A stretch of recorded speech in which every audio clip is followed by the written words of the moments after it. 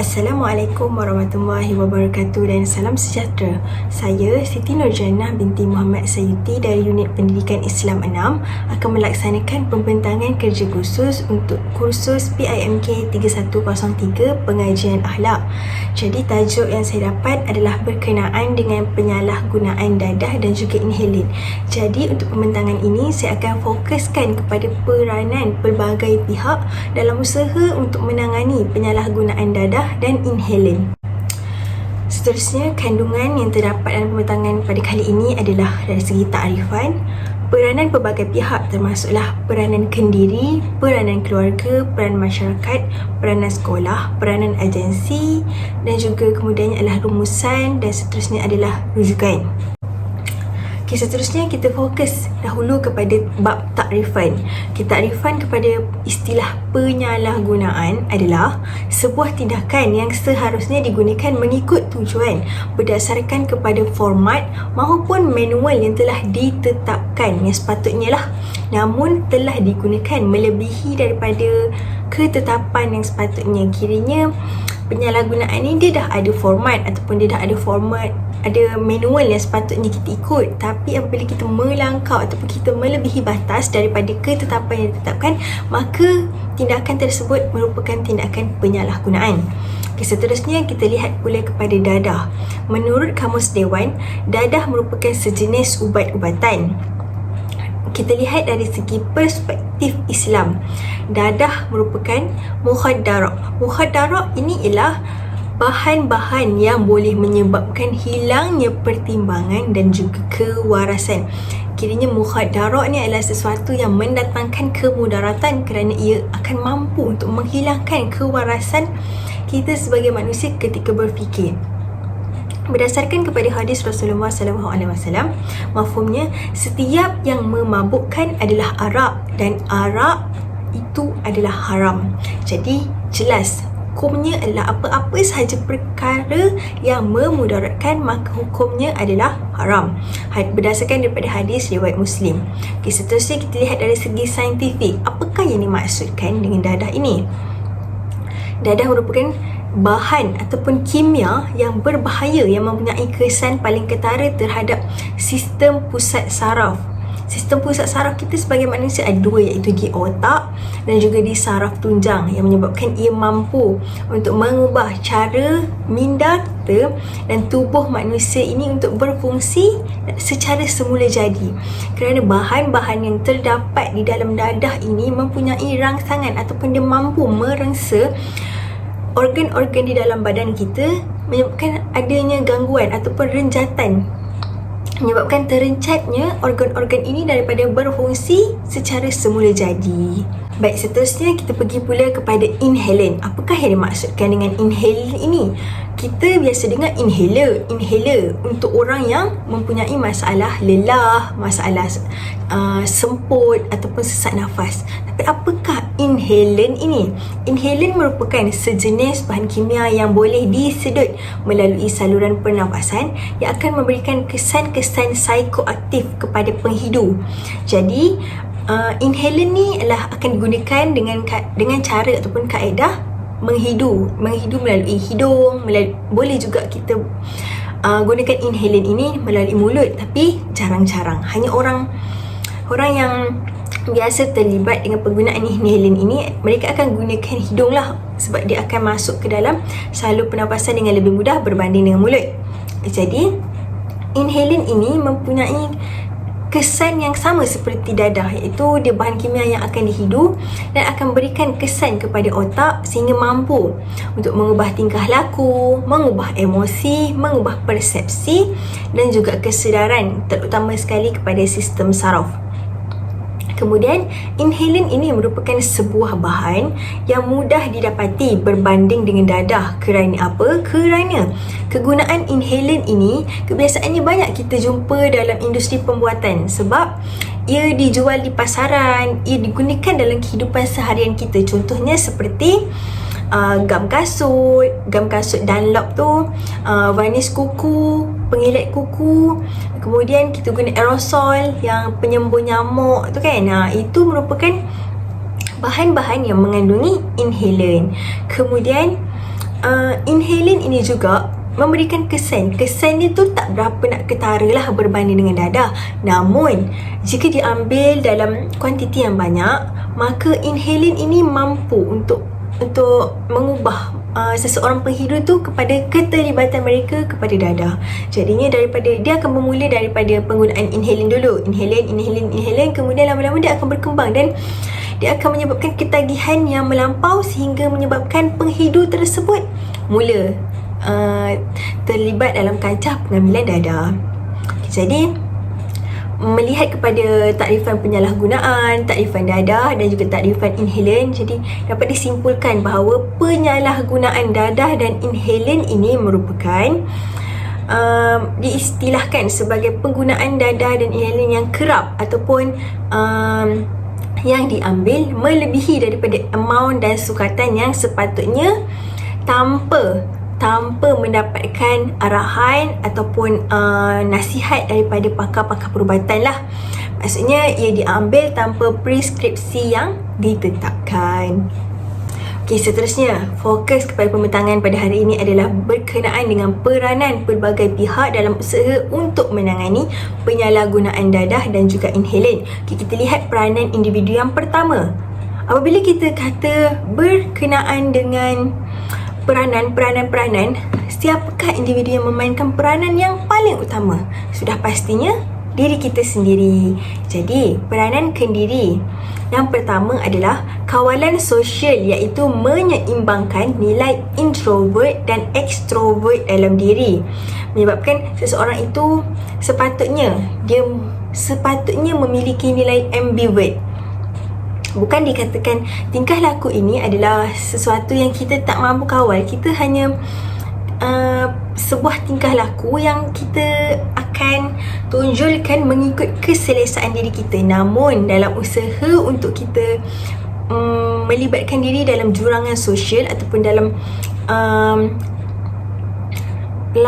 ruang lingkup sosial, sudah pastinya kita perlu menyeimbangkan antara nilai extrovert dan nilai introvert kita.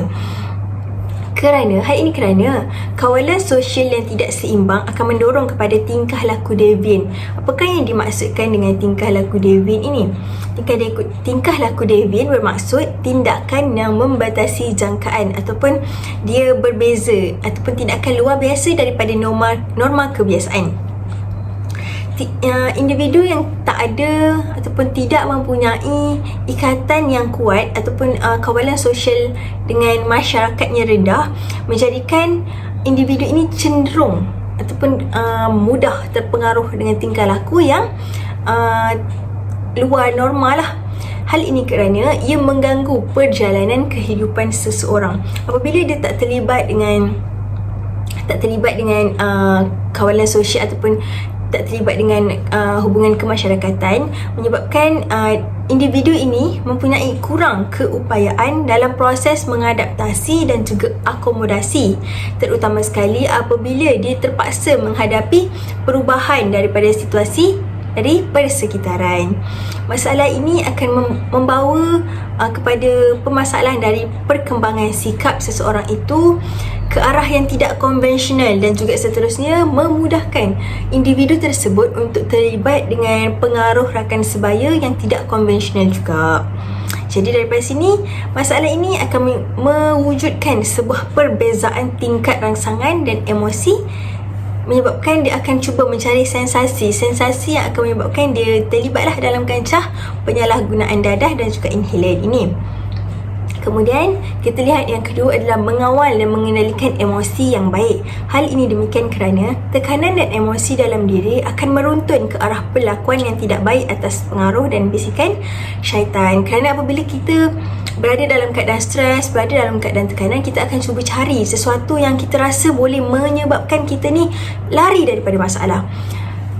Bahan-bahan yang terkandung di dalam dadah akan menyebabkan seseorang itu berada di awang-awangan, berasa seperti berada di awang-awangan kerana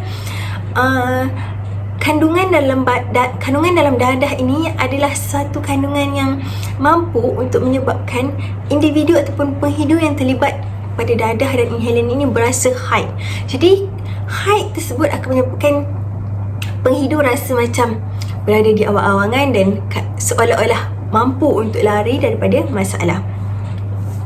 Seterusnya adalah memenuhi kelumpuhan nilai intelektual dalam diri, iaitu dalam erti kata lain secara tersiratnya adalah meningkatkan nilai pengetahuan ataupun mutu pengetahuan dalam diri. Apabila seseorang itu tahu ataupun ada pengetahuan tentang buruknya dadah ini, buruknya penggunaan inhalant yang melampau ini, sudah pasti seseorang itu akan merasa takutlah untuk melibatkan diri dalam kancah tindakan penyalahgunaan dadah dan inhalant ini. Jadi apakah peranan dirinya untuk mengelakkan diri daripada terlibat ini adalah dengan cara yang pertama, mengisi masa lapang dengan tindakan yang berfaedah. Jadi apabila kita isi masa lapang dengan tindakan berfaedah, sudah pastinya akan ada impak-impak ataupun keberkesanan daripada masa yang kita isi tu. Sekurang-kurangnya dapatlah ilmu sikit. Dan yang kedua adalah meletakkan nilai empati dan mengambil pengajaran daripada peristiwa yang berlaku. Kebiasaannya televisyen ataupun media masa-masa kini telah menyebarkan pelbagai kesan-kesan buruk daripada pengambilan dadah, pengambilan inhalant yang melampau. Jadi daripada sini sepatutnya kita sebagai manusia tahu fitrah kehidupan kita adalah macam mana. Jadi apabila kita melanggar fitrah kehidupan kita sehingga merosakkan tubuh, sehingga merosakkan akal fikiran, jadi sudah pastinya kita perlulah ambil pengajaran ataupun kita ambil iktibar daripada perkara yang ditunjukkan di dalam TV. Kadang-kadang ia bukan sahaja untuk menyampaikan keseronokan, memberikan hiburan, tapi sebenarnya bila kita lihat sesuatu perkara itu dengan nilai intelektual yang tinggi, sudah pasti kita tahu, oh, rupa-rupanya iklan ini cuba sampaikan apa. Kita lihat sesuatu itu secara tersirat dan tersurat. Kita lihat dahulu secara kasar apa inti penyampaian, kemudian kita fokus kepada apa yang cuba disampaikan secara tersirat. Peranan yang kedua adalah peranan ibu bapa. Ibu bapa dan ahli keluarga memainkan peranan penting dalam mewujudkan sebuah institusi kekeluargaan yang harmoni, yang sihat, yang mana ia bebas daripada permasalahan-permasalahan yang boleh membawa ataupun mendorong kepada tindakan anak-anak ataupun salah seorang daripada ahli keluarga untuk terjerumus dalam masalah sosial. Tindakan yang pertama yang boleh dilaksanakan oleh ahli keluarga terutamanya adalah yang pertama, melengkapkan keperluan dan kelengkapan diri manusia dari segi luaran dan dalaman. Setiap manusia di dunia ini memerlukan 5 keperluan. Merujuk kepada hierarki keperluan Maslow, tingkatan yang pertama, manusia memerlukan keperluan fizikal. Yang kedua, keperluan keselamatan, keperluan rasa sayang, keperluan dalaman diri dan keperluan pembinaan self-actualization. Jadi, pada tingkatan yang terendah sekali, kebiasaannya memang sudah sedia adalah di rumah. Contohnya ada makanan, ada pakaian, ada tempat tinggal yang mana akan menyebabkan sebuah keselesaan akan muncul dalam diri seluruh ahli keluarga. Kemudian pada tingkatan yang kedua adalah rasa selamat, keperluan keselamatan, yang mana ibu bapa memainkan peranan untuk menjadi tempat luahan anak-anak, ataupun ibu bapa ni menjadi kepada pengawal kepada tindakan anak-anak, supaya apa-apa sahaja tindakan di luar rumah yang luar daripada kebiasaan anak-anak hadapi di rumah, contohnya seperti masalah-masalah sosial di luar, pastinya anak-anak akan merujuk kepada ibu bapa kembali tentang apa-apa perkara yang berlaku terhadap diri mereka. Jadi daripada sini, bila anak-anak ni mencari ibu bapa di rumah dan bercerita, selesa untuk bercerita, jelas kita dapat lihat bahawa anak-anak ini rasa selamat berada di bawah kawalan ibu bapa. Okay, seterusnya, yang ini yang paling penting sekali adalah rasa sayang ataupun rasa kepunyaan. Ibu bapa seharusnya mewujudkan rasa sayang, rasa kepunyaan dalam diri anak-anak, supaya anak-anak ini dia tak akan cuba untuk cari rasa sayang ataupun cuba untuk cari kasih sayang di luar daripada rumah. Kerana apabila mereka cuba untuk cari kasih sayang di luar rumah, pastinya kita tak boleh kawal apa yang mereka cuba cari, tapi dengan adanya rasa kasih sayang di rumah, pastinya dia tak akan terlibat dalam kancah masalah sosial, terutamanya penyalahgunaan dadah dan juga inhalen ini. Yang kedua adalah mengukuhkan ilmu pengetahuan agama menerusi pembinaan hubungan kekeluargaan bi'ah soleh dan solehah dengan asas yang utuh berlandaskan kepada Al-Quran dan As-Sunnah. Jadi apa yang perlu dilaksanakan adalah seperti yang isi penting pertama tadi, mewujudkan rasa selamat dalam diri ahli keluarga lah. Kerana apabila kita cuba untuk solat berjemaah, baca Al-Quran bersama-sama dan kemudian ada sesi kongsian daripada ketua keluarga ataupun daripada salah seorang ahli keluarga sewaktu selepas saja selesai solat, pastinya rasa selesa untuk bercerita itu adalah lebih tinggi kerana dirangsang daripada hubungan-hubungan yang wujud dan dipupuk daripada awal lagi.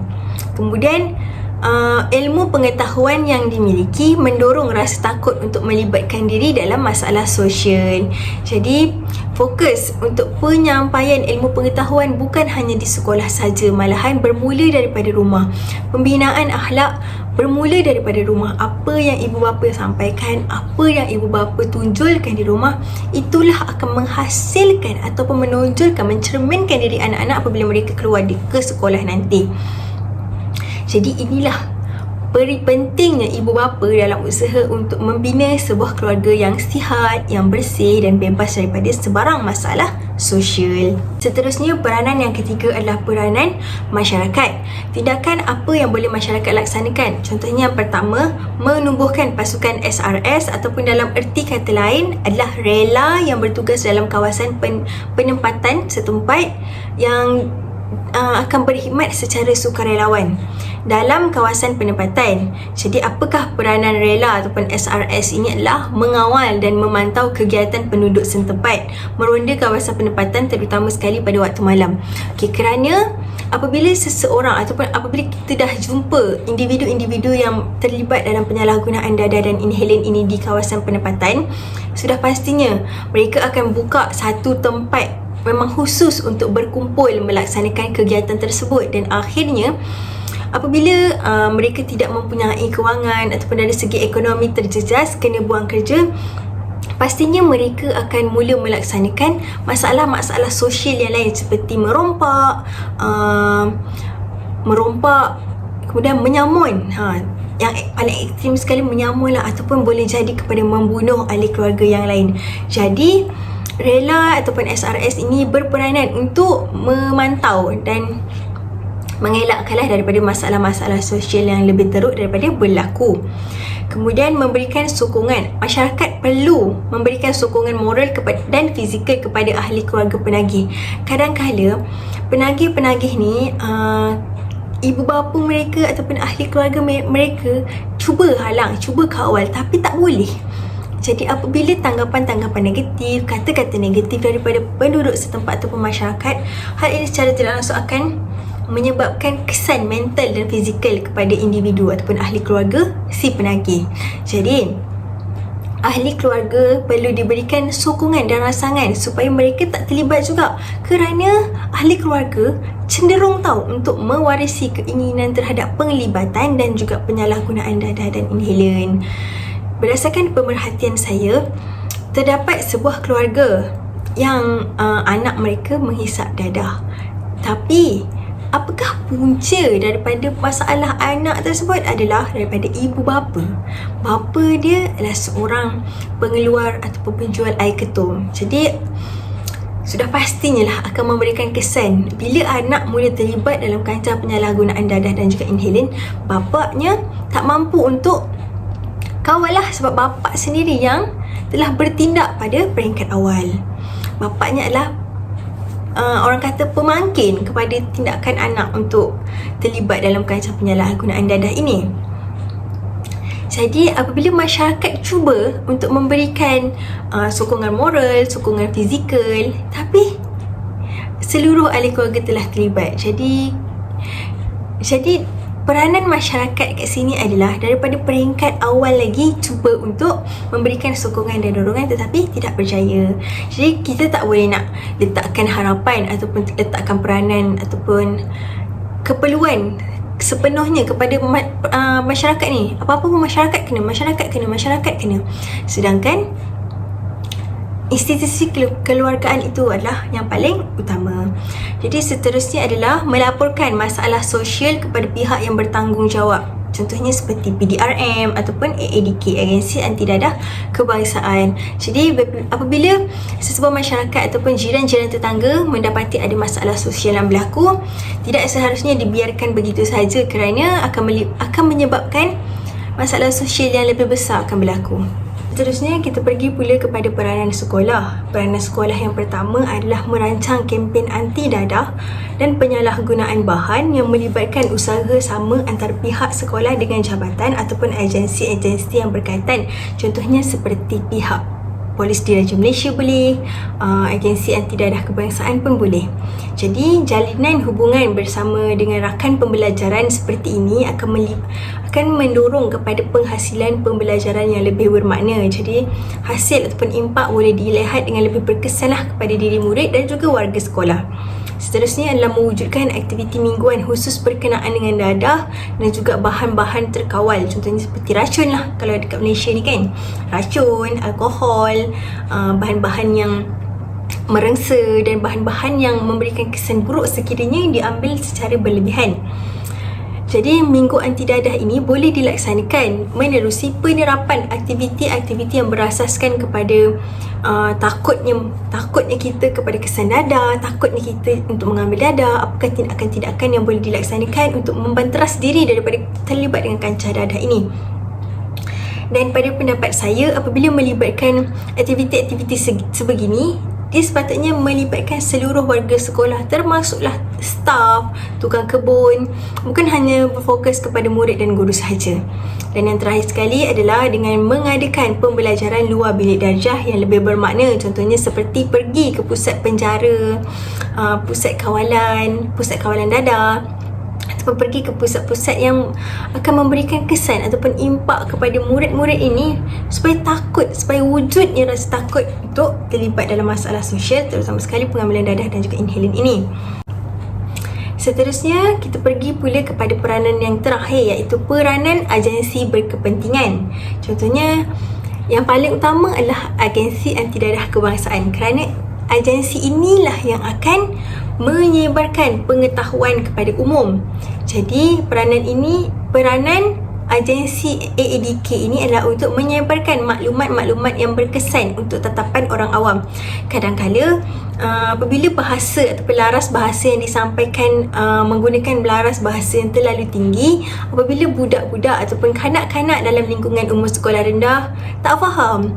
Jadi sepatutnya iklan-iklan yang dipaparkan di televisyen, di media sosial maupun di billboard perlulah menggunakan laras bahasa yang difahami oleh setiap lapisan umur supaya bila anak-anak yang baru sahaja membesar, mereka suka untuk membaca billboard, terutamanya apabila melalui jalan raya. Jadi apabila mereka baca, mereka faham, oh rupanya dadah ini bahaya, dadah ini ada kesan macam ni. Jadi daripada situlah pembinaan pengetahuan bermula daripada kanak-kanak ini memberikan impak kesan yang besar melalui penyampaian maklumat-maklumat di billboard.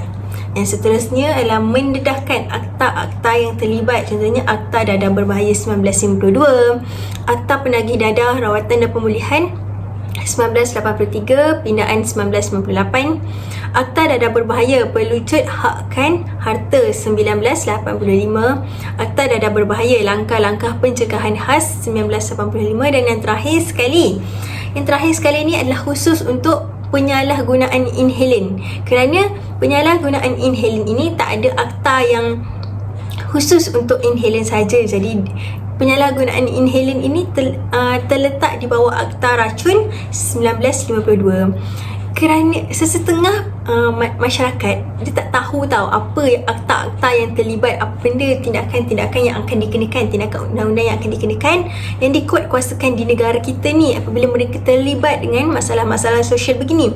Jadi apabila kita tak terangkan dengan jelas, mereka rasa macam alah tak ada apa-apa kot, alah boleh je buat ni, sekurang-kurangnya bayar denda. Macam tu. Jadi apabila mereka mengambil enteng terhadap akta-akta yang dilaksanakan ini, maka daripada sinilah punca kepada tersebar luasnya masalah sosial penyalahgunaan dadah dan inhalen ini. Okey, seterusnya kita lihat rumusan pembentangan pada hari ini adalah menyedari hakikat masalah dadah dan inhalen yang kian rumit dan kompleks ini, kerjasama antara pelbagai pihak dan orang ramai termasuklah pihak berkuasa kerajaan adalah sangat diharapkan bagi mengatasi permasalahan umat kita ini.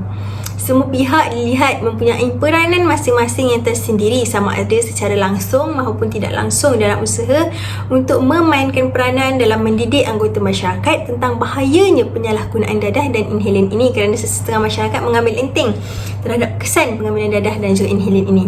Jadi meskipun usaha yang dilaksanakan, yang macam saya cakap tadi, yang saya telah bentangkan tadi 5 peranan itu, kelihatan seperti klise, macam alah ni dah lama dah orang buat ni, tapi kita sendiri tak tahu salah satu usaha manakah yang telah berjaya menyentuh hati nurani masyarakat yang telah ataupun yang sedang terlibat dalam kancah penyalahgunaan dadah dan inhalen ini. Jadi, apa peranan kita adalah teruskan tekad dan usaha untuk merealisasikan usaha menjaga kesucian Islam, terutama sekali menerusi pemerkasaan maqasid syariah dalam pemeliharaan akal dan nyawa, kerana dua ini adalah penting. Apabila seseorang itu terlibat dalam kancah penyalahgunaan dadah dan inhalen, ia akan memberikan kesan kepada akal, fikiran dan juga organ-organ dalaman, iaitu nyawa kita. Jadi seterusnya kita lihat pula kepada soalan untuk pembentangan pada hari ini adalah, adakah wajar untuk ibu bapa dituduh sebagai individu yang gagal dalam mengawal penagih, kerana ibu bapa merupakan individu terhampir dan paling rapat dengan anak-anak lah kebiasaan ni kan, yang menjadi penagih?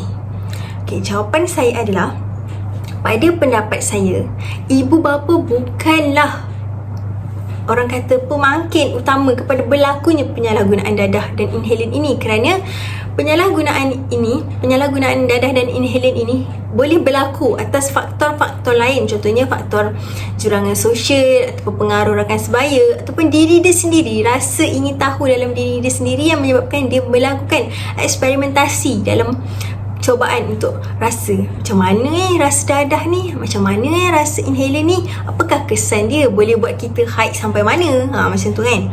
Jadi dalam usaha untuk mengawal penagih dadah ini, sebenarnya bukanlah dalam usaha ibu bapa sepenuhnya memetik kata-kata ataupun memetik rangkap daripada lirik lagu yang menyatakan bahawa iman itu tak dapat diwarisi. Iman tak dapat diwarisi, iman juga tak boleh dijual beli.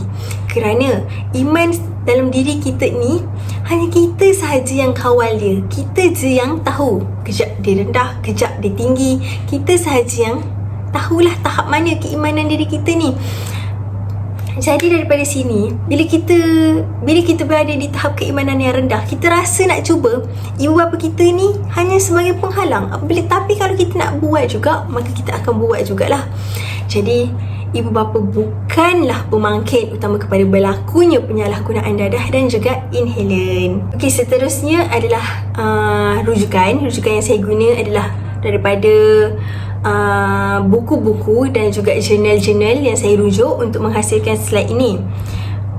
Berikut merupakan 5 sumber rujukan utama yang saya gunakan dalam usaha untuk melengkapkan dan mendapatkan ilmu pengetahuan sebelum saya laksanakan pembentangan ini. Sekian, itu sahaja pembentangan saya berkenaan dengan peranan pelbagai pihak dalam usaha untuk menangani penyalahgunaan dadah dan inhalen dalam masyarakat kita pada masa ini. Jadi sekian, terima kasih. Semoga individu yang melihat video ini memperoleh manfaat, kefahaman dan juga impak daripada pembentangan saya pada hari ini. Marilah sama-sama kita usaha yang terbaik dalam usaha kita, yang sekecil-kecil usaha pun, untuk menangani penyalahgunaan dadah dan inhalen di negara kita. Sekian, terima kasih. Assalamualaikum warahmatullahi wabarakatuh.